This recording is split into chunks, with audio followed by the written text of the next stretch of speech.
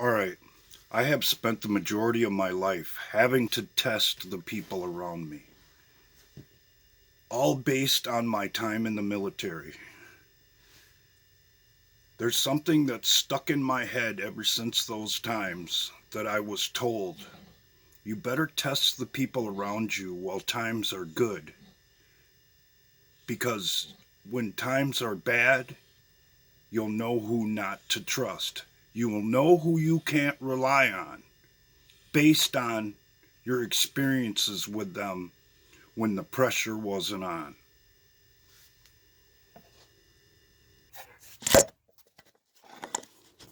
Me personally, I don't have anybody in my life or in my immediate vicinity who I can truly trust.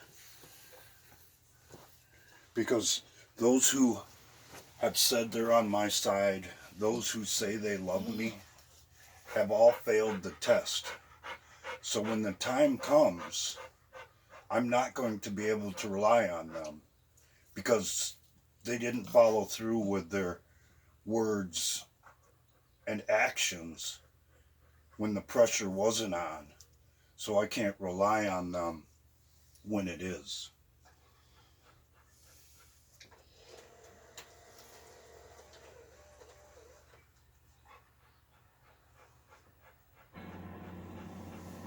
Most people do not have any idea of the implications of what goes on right under their noses.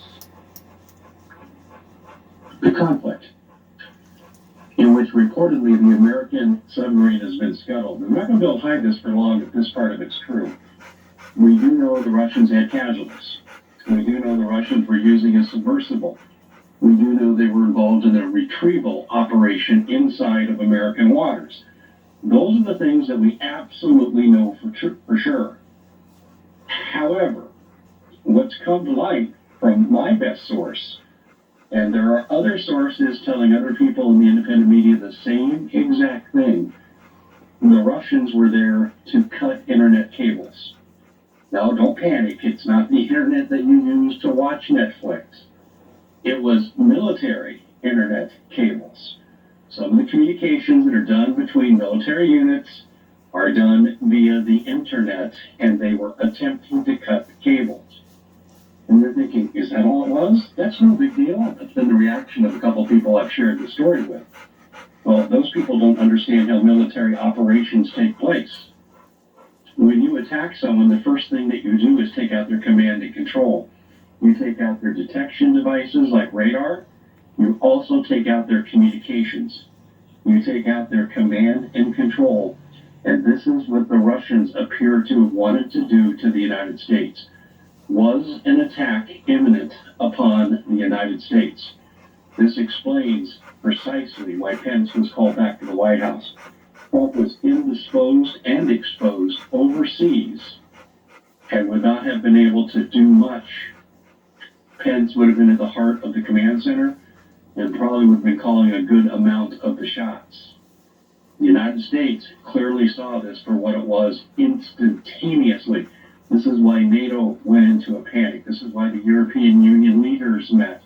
This is why Israel hunkered down with their top people. And they were of the opinion that if the command and control had gone down, they were instantly going to attack Iran before they were attacked. That's the word that I'm getting. In addition, we know the Cobra of the UK went into secret meetings at the same time. These events aren't isolated, and Putin was recalled. This was a move designed to take down military command and control, and you only do that for one reason. That's a prelude to attack. Is that how close we came to war? Was Russia planning to attack the United States by blinding us before we could attack Iran? That's my operating hypothesis right now, and it happens to be the hypothesis of the RSOC source that I've been consulting with. Ladies and gentlemen, this is a very, very, very big deal. And this is why I'm going to take the time right now to tell you that if war does break out, you cannot be assured that you're going to have the necessities you need for survival in your home. And what do you need? And I'm going to go through these very briefly. That's number one above all else. But also, too, for the people who don't have sustainable environments, you're going to need guns and ammo to protect yourselves from these people. And what do you need for house fighting? Shotguns and pistols. You do need a rifle with some range on it, though. Someone decides they want to get out at about 400, 500, 800 yards and start firing pot shots at you before they try to take you over.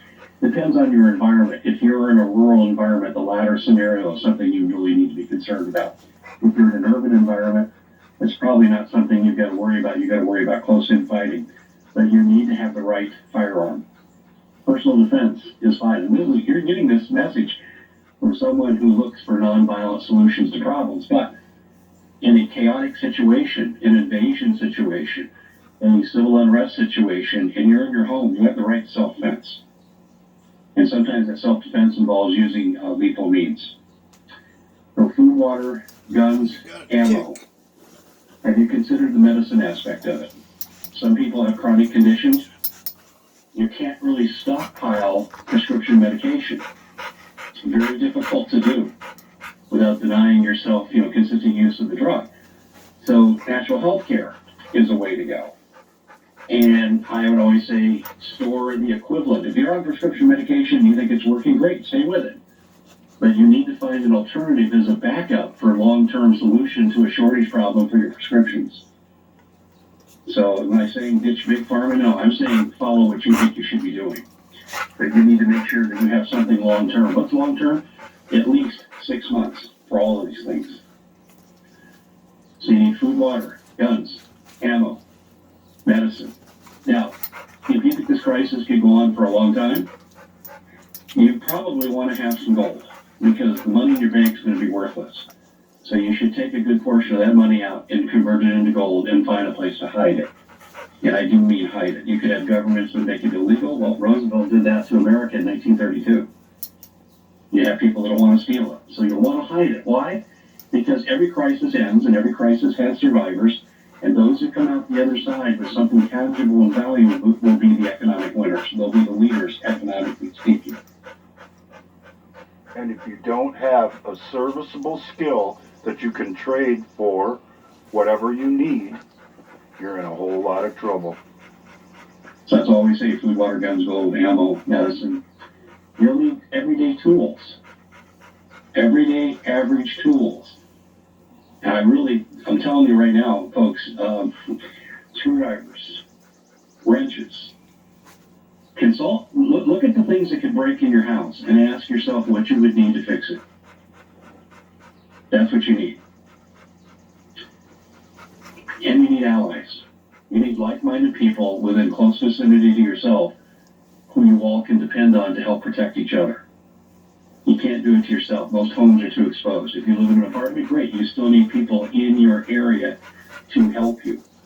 You also need an escape plan. Is there a place you could go and hide if your place was overrun or you're afraid it was going to be overrun? Those are some basic essentials for you to consider. That's why I always say when you're considering, preparation, food, water, guns, gold, ammo, medicine, tools, the Bible, certainly, and your allies. There's other things you need too. I mean, part of the tools is having a flashlight, a really good flashlight. And I recommend a solar-powered flashlight because if this goes on very long, you don't know how long your batteries are going to last.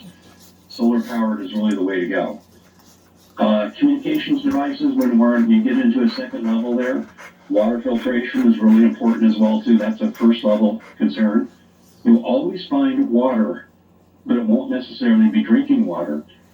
But if you have water filtration, there's a good chance you can change the sandy water that you wouldn't drink or couldn't drink and shouldn't drink into drinkable water.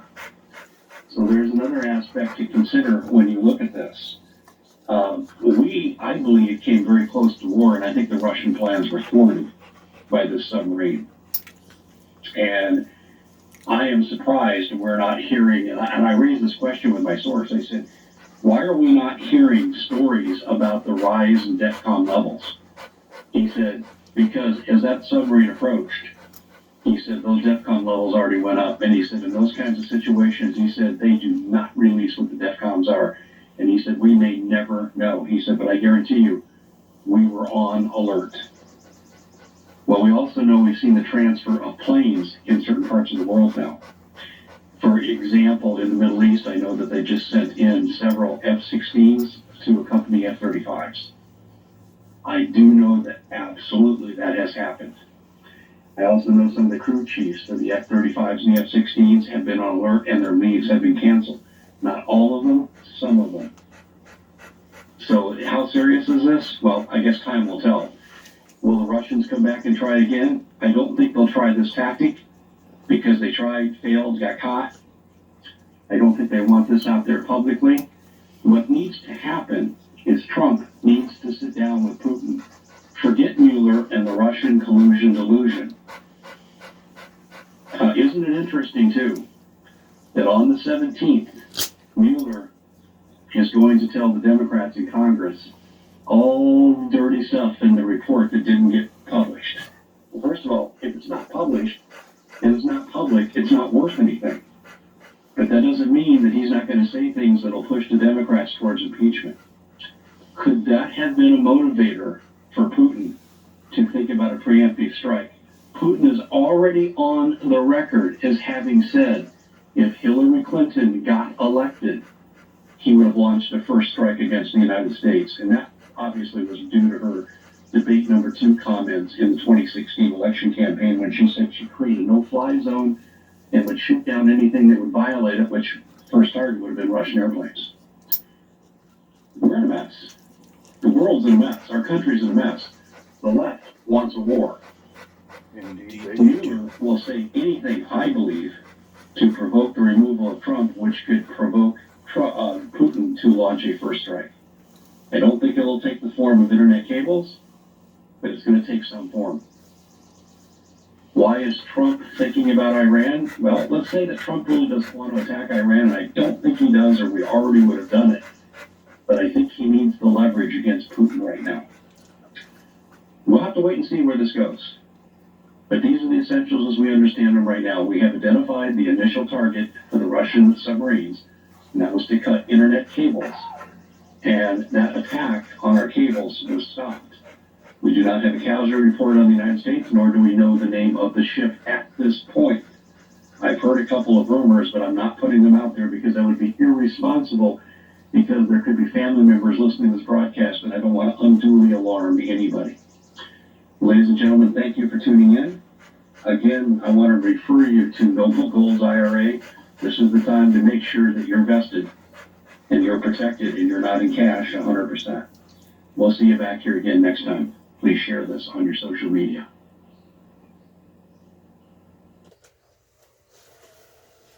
I've said this in previous videos and I'll say it again now. There has never been a more dangerous time in our lifetime. There has never been a bigger threat to the American way of life and freedom throughout the world. And if people aren't willing to pay attention and get involved in exposing what really goes on, that threat just may become a reality. And you damn sure better be able to rely on the people around you. Because if not, more than likely, they'll get you killed. Take care.